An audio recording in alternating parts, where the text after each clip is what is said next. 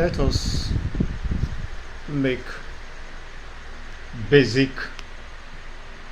comparisons between the leadership of Ibrahim Traore, the military head of state in Burkina Faso, and the democratic government in Nigeria, and see which one is better. In Burkina Faso, the young man has revolutionized everything there for the well-being of the Burkinabés. Burkina Faso is a tax-free nation now. I think the first nation in Black Africa to introduce such system into their governance, and this will encourage investors to go to the country and invest in that very country, and that will provide a lot of developments, growth, employment for the youths of Burkina Faso.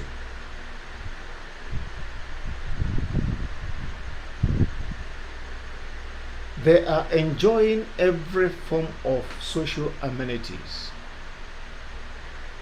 yet they are not paying tax. They have stable governance. They have stable security network. Even in the streets, they have cameras everywhere that monitors the activities of almost everything one is doing there, including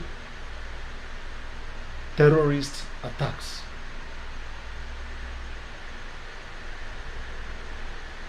You can't commit any crime in Burkina Faso now and get away with it because they have cameras everywhere. Then, with such opportunity, with such good plan, with such good effort from the young man, foreign investors are now trooping in to Burkina Faso, investing in the country. But in Nigeria here, vulcanizers in the street, sachet water hawkers in the street, groundnut hawkers in the street pay taxes. And yet, the money gotten from these taxes are supposed to be used to provide basic social amenities for Nigerians. But do we enjoy any form of social amenities in Nigeria? My answer to that question is no, not at all. Take for instance, we have high level of unemployment in Nigeria.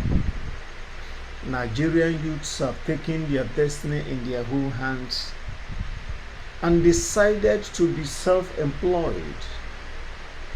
They went into skilled labors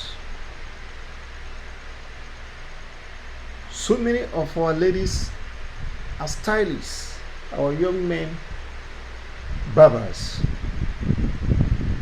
artisans of various types, and they need electricity to help them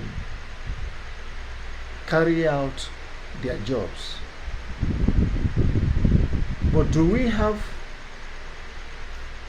steady power supply in this country?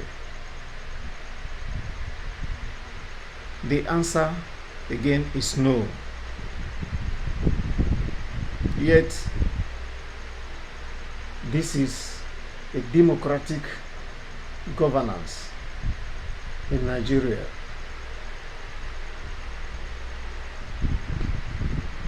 Recently, Traore rejected invitation from President of the United States of America, Donald Trump, citing his reasons that he's very much occupied with internal affairs of his country. He has no chance to fly from one continent to the other to discuss diplomatic issues or anything with any foreign government. He wants to concentrate in his internal duties, and therefore he will not be available for any discussion with Donald Trump. But here in Nigeria, while Plateau State was bleeding under heavy terrorist attacks, Enugu State were wailing, weeping, bleeding too, because of Fulani terrorist attacks on them. The Nigerian president jetted out of the country to go and have 2 weeks vacation in France, where he intends to stay and have a look or study or reflect on how far his leadership has fared. For the past 2 years, he has been in the position of authority in Nigeria.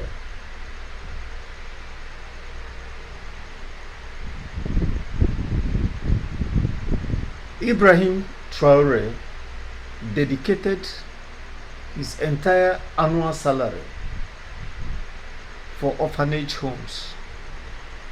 He stated that he can't be living a luxury life while his children are starving, and some don't even have a place to lay down their head. That's a good leader. But why Nigerians are crying, weeping and wailing about the economic hardship, the president of Nigeria was more concerned in purchasing one of the most expensive jets for his presidential assignments, rather than thinking of how to make life meaningful for Nigerians. You know, when they say that the worst democratic rule is better than the best military regime, It sounds funny and unbelievable. And with this comparison now, everybody can understand which type of governance is better. Even though everything boils down to integrity, self-discipline. If you don't have good discipline, you cannot be a good leader. If you don't have integrity, you cannot produce good leadership. Therefore, wherever you have somebody who is disciplined, who is a servant leader, who has listening ears, certainly the country will move forward. But not where you have somebody who is not ready to take instructions from anybody, who doesn't even understand what good leadership is all about, who forced himself on that throne and ready to shed blood of innocent people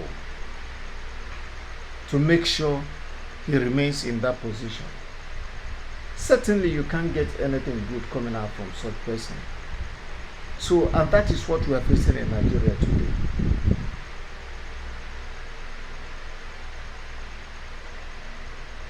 If we believe and we feel that it is okay, we continue to take the punishment. It goes that way. But if you decide that no, you must listen to people, you must do the right thing, I think he will be able to do it. He must have to do it. He will do it. He's a human being. But sometimes he's surrounded by psychopaths.